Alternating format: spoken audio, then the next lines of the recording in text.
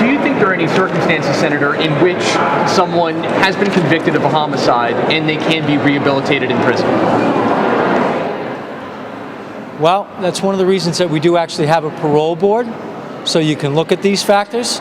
But I think you also have to take into account the gravity of the circumstances. And I think it's fair to say one of our frustrations is that the parole board seems to have an orientation looking way more at the criminals. I'll go again. I have a picture here, a box of 800,000 letters that were unread.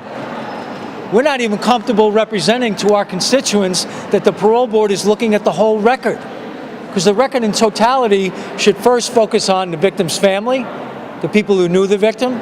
We should be listening to law enforcement. We should be listening to our district attorneys. So we have a parole board for a reason.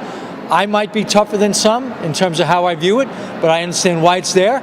Let's go to something that's equally, if not more important. Who's on the parole board? What's the philosophical orientation of the people on the parole board? And this parole board is controlled by the governor of the state of New York.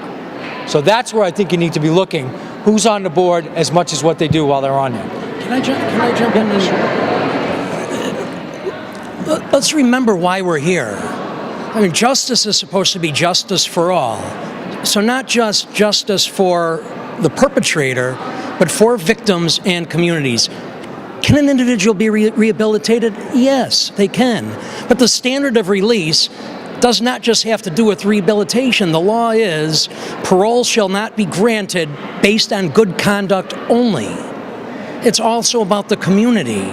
And will the release deprecate the seriousness of the crime and undermine respect for the law? Lois Bohoveski, 87 years old. Her daughter was killed in 1980. She still lives it. The family I talked about, 1982, this happened, and they still live it each and every day. So prison is not just about, we say it's a correctional facility. It's not just about rehabilitation.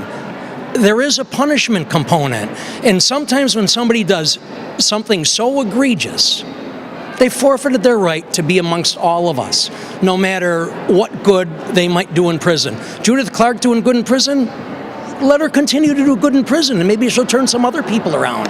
But what she did was so bad, she doesn't deserve the governor visiting her, never visiting Lois Bohinsky, never visiting the families of, by the way, those 5 individuals I mentioned before were the police officers killed by Herman Bell and Judith Clark and Judith Clark's crew.